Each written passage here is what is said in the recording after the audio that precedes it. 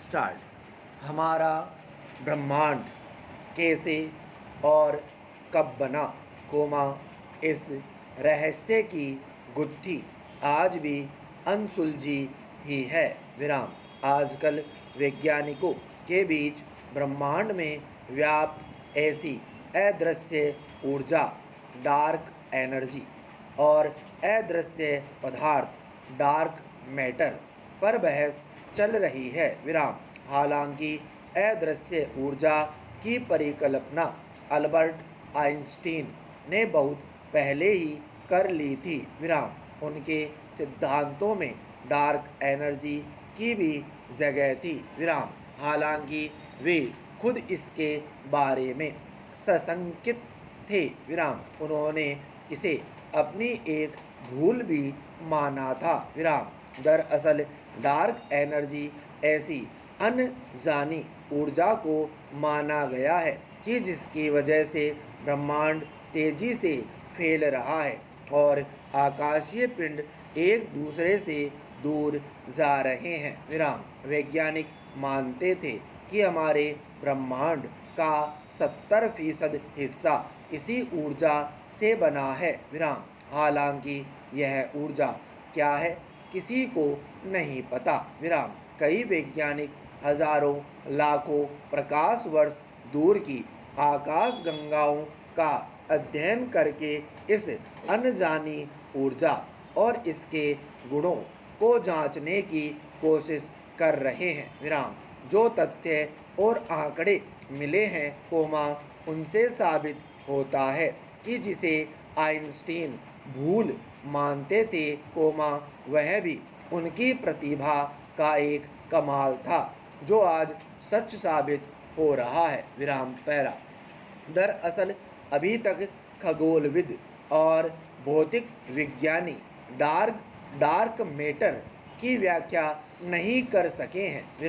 यह रहस्यमय पदार्थ ब्रह्मांड में आकाश गंगाओं से लेकर कॉस्मिक तरंगों तक हर महान संरचना के द्रव्यमान का 80% से अधिक बनाता है। एक रोमांचक संभावना यह है कि ब्लैक होल से डार्क मैटर की उत्पत्ति होती है। डार्क मैटर की तरह ब्लैक होल से कोई प्रकाश नहीं निकलता है। ब्लैक होल डार्क मैटर के लिए एक प्राकृतिक व्याख्या है। लेकिन खगोलविद लंबे समय से जानते हैं कि तारकीय द्रव्यमान वाले सामान्य ब्लैक होल ब्रह्मांड के काले पदार्थ की व्याख्या नहीं कर सकते हैं। ऐसा इसलिए है क्योंकि ब्रह्मांड के इतिहास में ज्ञात डार्क मैटर के लिए पर्याप्त ब्लैक होल बनाने के लिए पर्याप्त तारे नहीं बने हैं। ब्रह्मांड में ब्लैक होल एक ऐसा रहस्यमय पिंड माना जाता है जो गुरुत्वाकर्षण को बढ़ाता है, लेकिन प्रकाश के साथ बातचीत नहीं करता। यह छोटे छोटे कणों से बना हो सकता है। पर अब एक नए सिद्धांत के अनुसार ब्लैक होल क्वांटम पैकेटों से बने हो सकते हैं जो उप परमाणु कणों के साथ होते हैं और जिन्हें फर्मियन के रूप में जाना जाता है। ये ब्रह्मांड के बचपन के दौरान तंग पैकेटों में एक साथ लिप्त हो गए माने जाते हैं। ब्रह्मांड में शुरुआती क्षणों ने एक सुंदर आश्चर्यजनक काया की पेशकश की। हो सकता है कि उस समय यही चल रहा था, जिससे अरबों खरबों छोटे ब्लैक होल बनते रहे होंगे।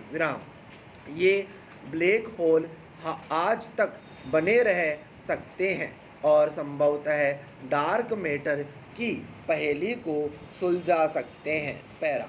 अब पता चला है कि अंतरिक्ष का 95% हिस्सा अदृश्य पदार्थ और ऊर्जा से मिलकर बना है विराम। बाकी 5% हिस्सा भौतिक पदार्थों से विराम। इनमें ग्रह कोमा नक्षत्र कोमा तारे वे सभी आते हैं कोमा जिन्हें हम देख सकते हैं विराम।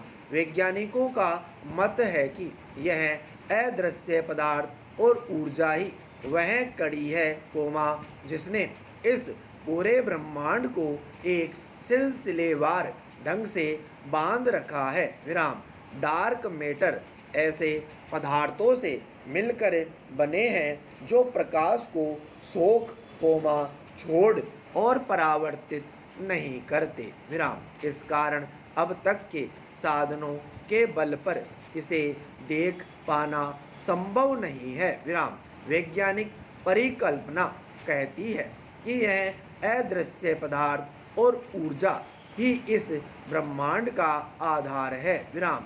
इन पदार्थों की कोई विकसित समझ हमारे पास अब तक नहीं है विराम। इसको समझ पाने का कोई ठोस आधार भी हमें अब तक नहीं मिला है विराम। पर इस बात से इनकार नहीं किया जा सकता कि इन पदार्थ का अस्तित्व नहीं होता विराम पैरा।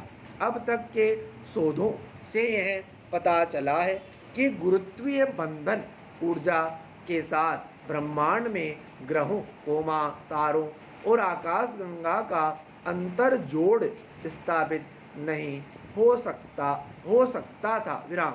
कुछ और ही अज्ञात चीज है जो इन्हें थाम रही है विराम। वरना अब तक गुरुत्वाकर्षण कमजोर हो गया होता और सभी ग्रह कोमा नक्षत्र कोमा तारे अपने परिक्रमा पथ से भटक गए होते विराम। पर आज ये सभी स्थिर हैं विराम। ऐसा क्यों है? ऐसा तभी हो सकता है जब इस ब्रह्मांड में हमारे द्वारा निरीक्षण किए गए द्रव्यमान से 5 गुना अधिक द्रव्यमान हो विराम। यहीं से अदृश्य पदार्थ यानी डार्क मैटर की अवधारणा सामने आई विराम। यह डार्क मैटर ही है जो ब्रह्मांड को द्रव्यमान दे रहा है विराम। येल विश्वविद्यालय के प्रोफेसर पीटर डोककुम ने अपनी टीम के साथ ड्रैगन फ्लाई 44 नामक आकाशगंगा का अध्ययन किया विराम। इसमें उन्होंने पाया कि एक बड़ी आकाशगंगा होने के बावजूद ऐसा कैसे संभव हो सकता है कि इसमें कम तारे हों। कम तारों के साथ भी यह आकाशगंगा स्थिर थी विराम।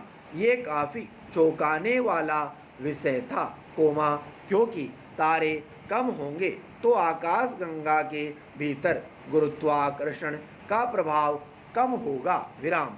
कम गुरुत्वाकर्षण के चलते तारे आकाशगंगा के भीतर टिक नहीं सकते विराम। ऐसे में वे पथ से भटक जाएंगे विराम।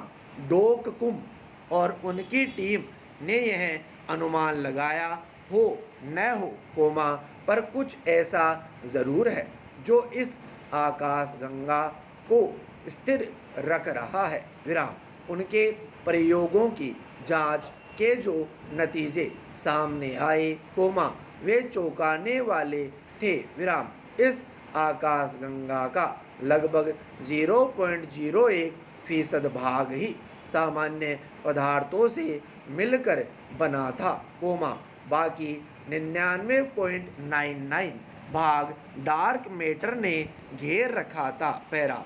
खगोल शास्त्रियों का मानना है कि डार्क मैटर नॉन ब्रायोनिक पदार्थों से बने होते हैं विराम। ब्रायोनिक पदार्थ में electron comma proton comma neutron आते हैं विराम। एक से अधिक अर्थों में ब्रायोनिक पदार्थ वे हैं जिन्हें हम देख सकते हैं विराम। वहीं दूसरी ओर नॉन ब्रायोनिक पदार्थ के विषय में हम कुछ भी नहीं जानते विराम। इन्हीं नॉन ब्रायोनिक पदार्थों में एक पदार्थ आता है विपल पार्टिकल अर्थात वीकली इंटरेक्टिंग बेसिक पार्टिकल विराम। मान्यता है कि विम्प पार्टिकल से ही डार्क मैटर बनते हैं विराम। कुछ वैज्ञानिकों का यह भी कहना है कि डार्क मैटर आकाश गंगाओं का ऐसा समूह है जहाँ पर भौतिकी के दूसरे नियम काम करते हैं विराम। स्टॉप।